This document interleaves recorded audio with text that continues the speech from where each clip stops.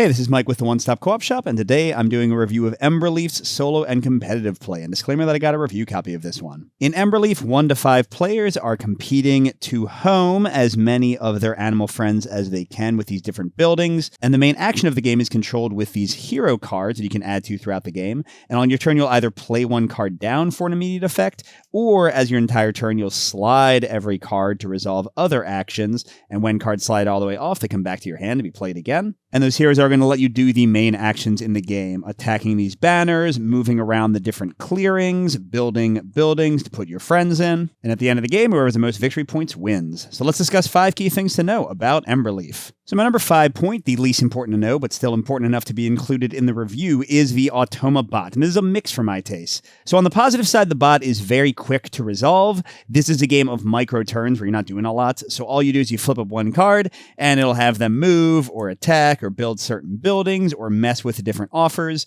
So it interacts with the player in all the ways that a regular player would. And then on the potentially positive side, they have these basic and advanced favor cards, and you'll use a certain number of these at the beginning of the game based on your difficulty level, and it will have the bot score extra points based on things you did or did not do in the game. So it gives nice variety to the game and forces you down different paths each time you play. And in a similar vein, the different buildings you can build are going to be worth different points each game, and you'll find out which ones are worth more or less as the game goes along. But this is where the mix comes in for me, because a lot of the stuff the bot is doing is just punishing you for doing certain things or not doing certain things. And while it does change up the strategy game to game, it can also feel punitive and like the game is sort of taking away fun choices you can make because some things are just so negative for you and so punished point-wise that there's no point in pursuing them. My number 4 point is also a mix, and those are the trophies that trigger the end of the game and that you are chasing after. So whenever a clearing gets finished, when every spot is full of buildings, or whenever enough of these banners have been defeated to move this token down to the bottom, the active player who finished the thing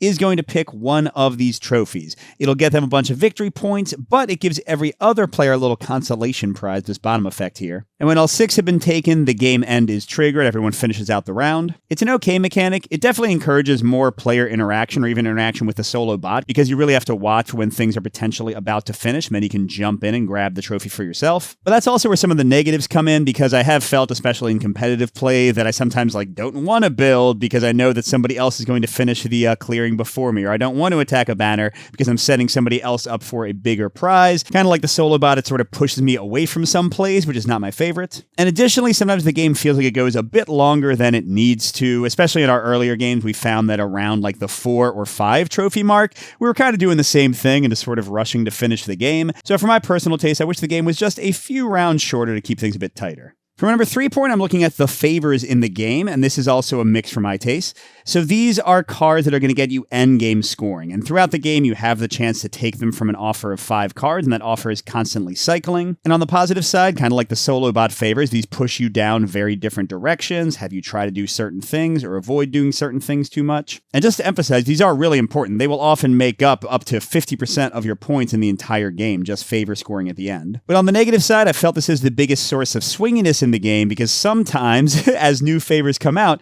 you'll get one that is worth 10 or 12 points and perfectly matches something you've already done. And if you have a favor token still on the board, you can just grab it. Whoops, 10 free points for me. Now, don't get me wrong, that can be a fun, positive occurrence, but it doesn't always feel like you earned it. Well, let's get to some full pros to finish things up. My first one is the homing of animals. And this is, along with the combat, kind of the main thing you're trying to do in the game. So you're going to be building up these resources, and you are limited in how many you can hold, although if you get an upgrade, you can get more. And as you build buildings from your board or the general supply, first of all, you are getting upgrades and unlocking new actions for yourself. But also you're putting out these animals and getting little bonuses for them, making your combat easier, getting you more resources, getting you victory points. And the placement of the animals can earn you a lot of victory points. It's going to interact with a lot of your favor cards. So it's a nice mix of fun tactical choices, mixed with a solid feeling of leveling up and improving your engine. Although one small caveat here, I do find that even when I pursue different strategies, I tend to get most of the animals every game. Maybe that's just our groupthink. So there's not necessarily a ton of variety in how you kind of upgrade your board. And finally, my number 1 point, the most important thing to know about the game, and this is also a full pro, and those are the hero cards and the core action system of the game. Because this is a really cool system that I've never seen before done quite like this.